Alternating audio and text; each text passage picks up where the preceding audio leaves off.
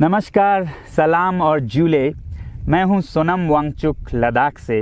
आप में से कुछ लोग हमें जानते होंगे हमारे शिक्षा सुधार के कामों के बारे में, या फिर पर्यावरण के काम में आइस स्तूपा, आर्टिफिशियल ग्लेशियर जैसे कामों के लिए, या फिर आई लिव सिंपली जैसे ग्लोबल मूवमेंट्स जो कि सादा जीवन अपनाकर क्लाइमेट चेंज को रोकने के लिए लोगों को प्रेरित करती है।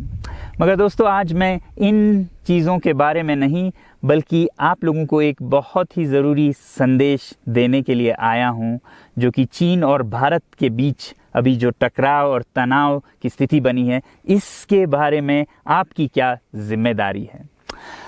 मैं लद्दाख में हूं और आप देख रहे हैं सिंधु नदी को बहते हुए यहाँ, और वो जो पहाड़ियाँ हैं उनके पीछे नुब्रा और चांगथांग के वो इलाके हैं जहाँ पर ये तनाव बढ़ता जा रहा है। हज़ारों सैनिक वहाँ ले जाए जा चुके हैं। सुनने में आया है चीनी वायुसेना के जहाज़ भी वहाँ तैनात किए गए हैं, और एक घंटे पहले भारतीय वायुसेना के जहाज़ भी मेरे ऊपर मंडरा रहे थे। सामान्यतः जब सीमा पर तनाव होता है तो हम आप जैसे नागरिक ये सोचकर सो जाते हैं रात को कि सैनिक इसका जवाब दे देंगे।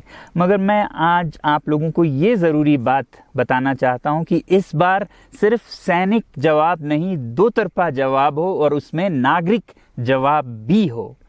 तो आप जैसे नागरिक दिल्ली, मुंबई और बेंगलोर और अनेक शहरों से क्या कर सकते हैं, इसमें ये समझने के लिए पहले हमें समझनी होगी चीन की ये हरकत और वो ऐसा क्यों कर रहा है।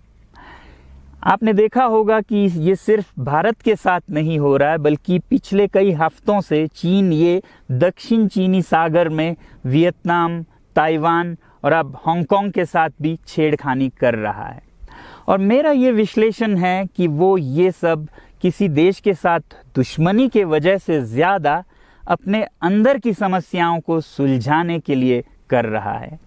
आज चीन को सबसे बड़ा डर है तो अपने जनता से डर है। उनकी 140 करोड़ की आबादी, जो कि एक बंधुआ मजदूर की तरह बिना मानवाधिकारों के चीनी तानाशाह सरकार के लिए काम करते हैं और उसे धनी बनाते हैं। जब वो नाराज़ हो जाए तो फिर एक क्रांति की सी परिस्थिति बन पड़ती है, और इससे चीन बहुत डरता है।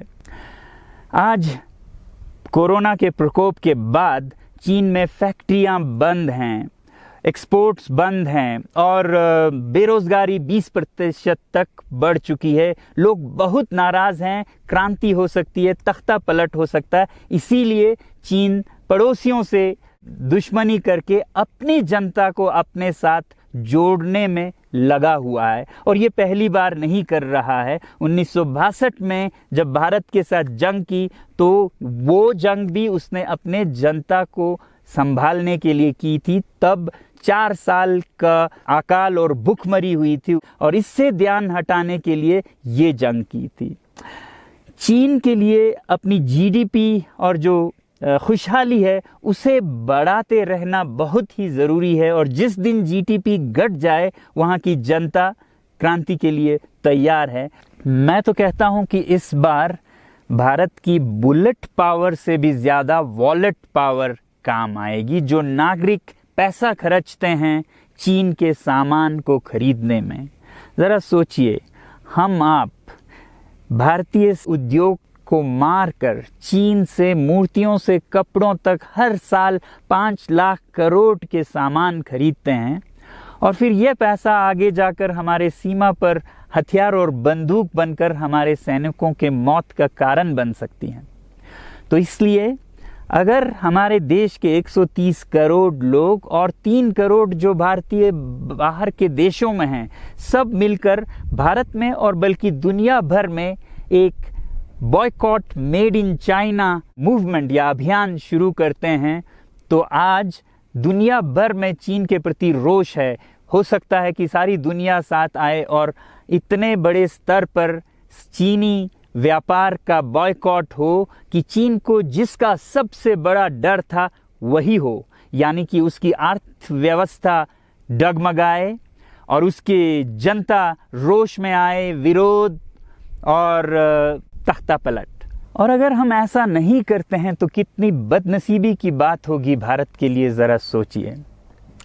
एक तरफ हमारे सेना सीमा पर जंग लड़ रही होगी और दूसरी तरफ हम आप चीनी सामान, मोबाइल से लेके कंप्यूटर्स, कपड़ों से लेके खिलौनों तक को खरीद कर उनकी सेना को पैसा भेज रहे होंगे, चीन की सेना को।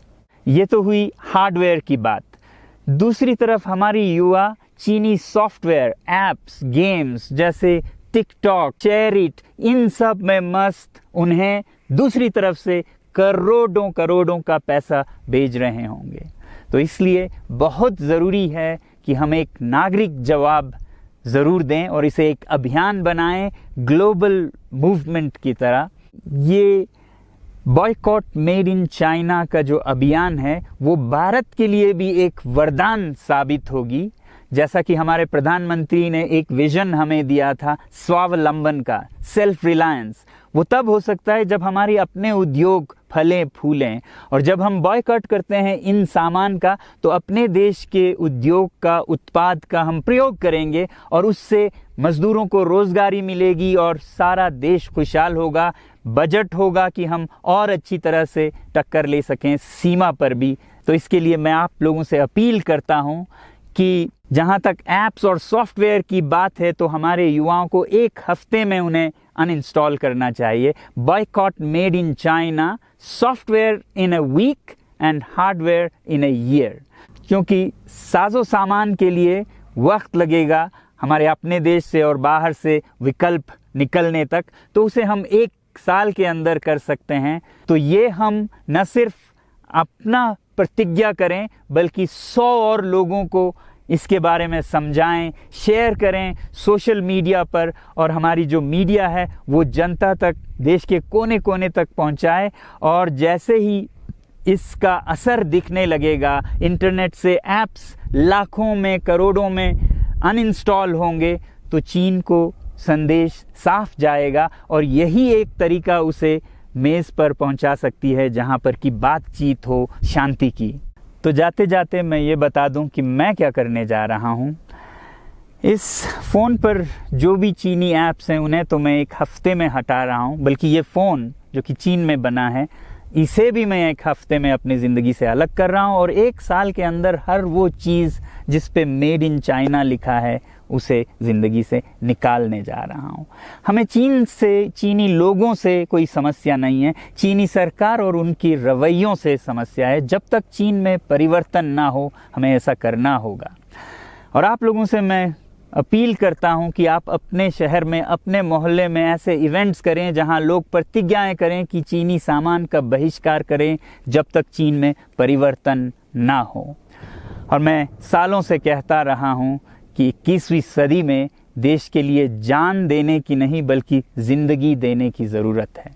लद्दाख में बढ़ते हुए ये देश के लिए जान देने का कारोबार बहुत देखा, और जहां एक तरफ मैं सलाम करता हूं उन लोगों के लिए, उन लोगों को जिन्होंने देश के लिए जान दिया, मगर इस 21वीं सदी में मेरा ख्याल है कि देश के लिए जान देने की नहीं, ज़िंदगी देने की ज़रूरत है।